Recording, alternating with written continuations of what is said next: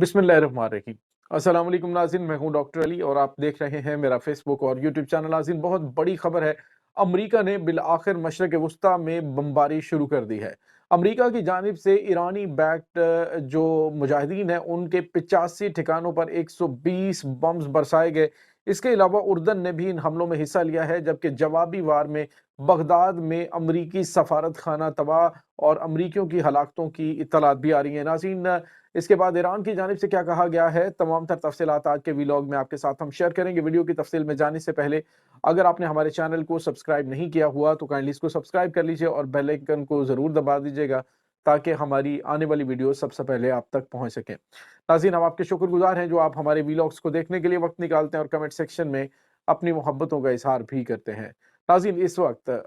जो मशरक़ वस्ता के हालात हैं वो शदीद ख़राब होते जा रहे हैं।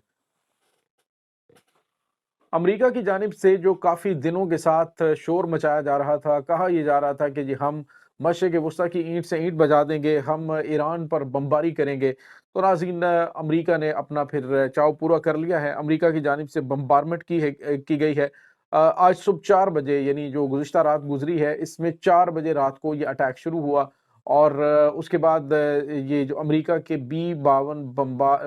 B-52 बम्बार जो हैं लांसर तैयारे, वो इस ऑपरेशन में उन्होंने हिस्सा लिया। लेकिन नाज़रीन, जो सबसे ज़्यादा काबिल ज़िक्र बात है वो ये है कि जॉर्डन की जो एयरफोर्स है उसने अपने F-16 जंगी तैयारों के साथ शाम में दावा किया है कि उन्होंने भी इस बम्बारमेंट में हिस्सा लिया है। दावा अमेरिका की जानिब से किया जा रहा है कि उन्होंने 120 बम्स बरसाए हैं 85 ठिकानों पर। ईरानी हमायत याफ्ता मुजाहिदीन को उन्होंने तबाह करने का दावा कर दिया है। और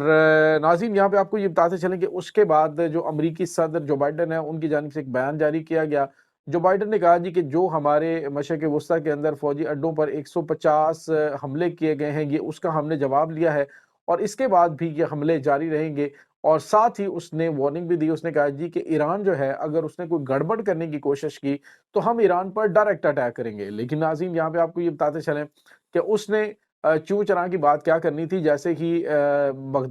जैसे ही ये शाम के अंदर अटैक शुरू किया गया तो उसके साथ ही बगदाद में अमरीकी सफारत खाना वो धमाकों से गूंज उठा। या नाज़रीन, बड़े पैमाने पर रॉकेट जो है वो इराकी रेजिस्टेंस फ्रंट है उनकी जानिब से दागे गए और दागने के बाद उन्होंने वहां पे तबाही मचाई। बड़ी तादाद में जो अमरीकी वहां पे मौजूद थे उनकी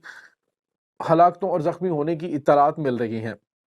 नाज़रीन, जो ऐनी शाहिदीन है, जो वीडियोस जारी की गई हैं उसमें देखा जा सकता है कि बगदाद के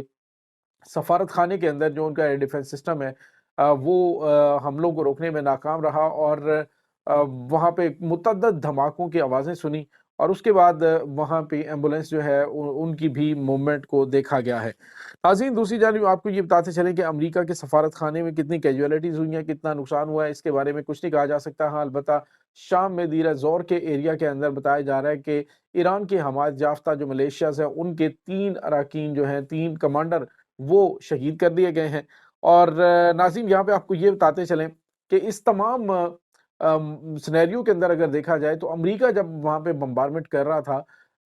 या अमेरिका इस ऑपरेशन के लिए आ रहा था अपने बम्बार तैयारों को लेकर, तो जॉर्डन जो है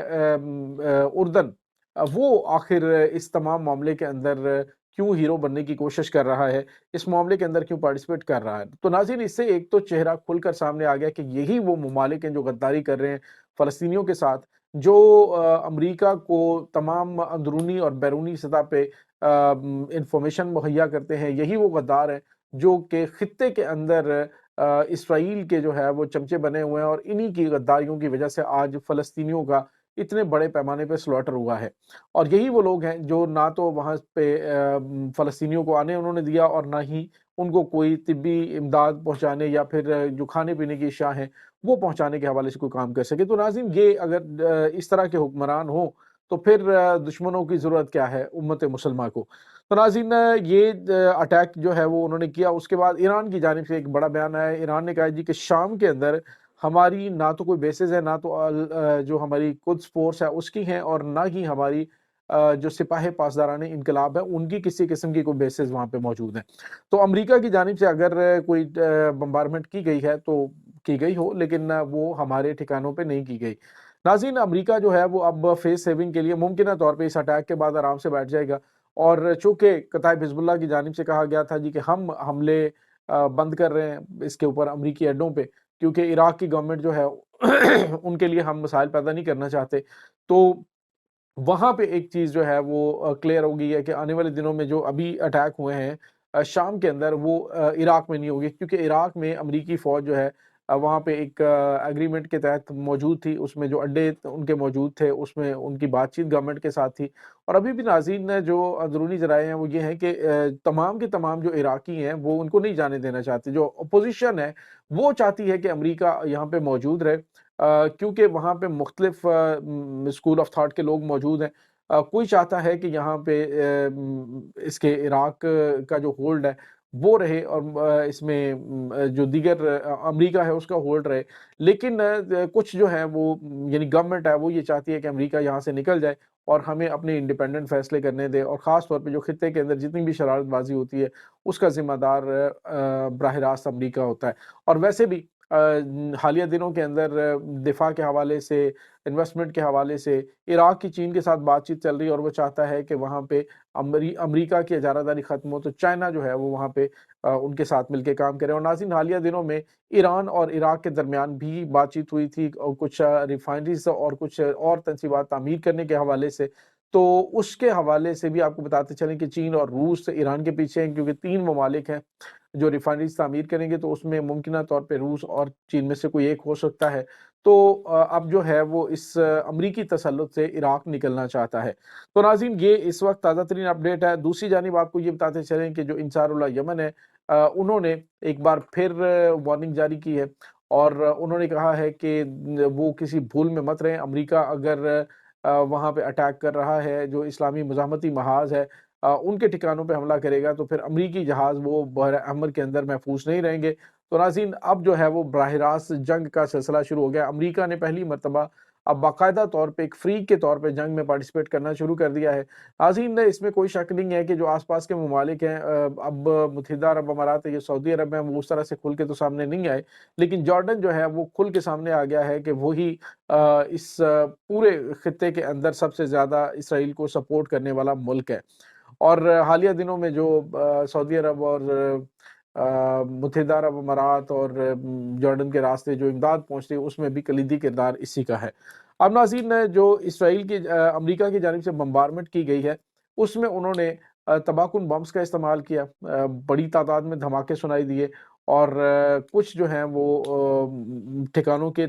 تباہ ہونے کی بھی اطلاعات ہیں۔ انہوں نے کہا جی ہتھیار اور اسلحہ اور گولہ بارود کے جو ڈپو ہیں ان کو ہم نے تباہ کیا ہے، لیکن ناظرین ابھی جو مجاہدین ہیں ان کی جانب سے اس کی نفی کی جا رہی ہے، ان کی جانب سے انکار کیا جا رہا ہے کہ اس طرح سے کچھ ہوا ہے۔ ہاں البتہ بمباری جو ہے ہوئی ہے، اتنے زیادہ ٹھکانوں پہ 85 ٹھکانوں پہ ہوئی ہے، اس کے بارے میں نہیں کہا جا سکتا، کنفرمیشن نہیں ہے۔ ہاں البتہ امریکہ نے اپنی فیس سیونگ ضرور کر لی ہے اس حملے کے بعد کہ جی ہم سپر پاور ہیں۔ تو ناظرین یہ اس وقت تازہ ترین صورتحال ہے، اور اس تمام صورتحال کے بارے میں آپ کا کیا کہنا ہے؟ کمنٹ سیکشن میں اپنے خیالات کا اظہار ضرور کیجیے گا۔ انشاءاللہ ملتے ہیں ایک نئی ویڈیو میں، تب تک کے لیے اپنا بہت سارا خیال رکھیے گا۔ اللہ حافظ۔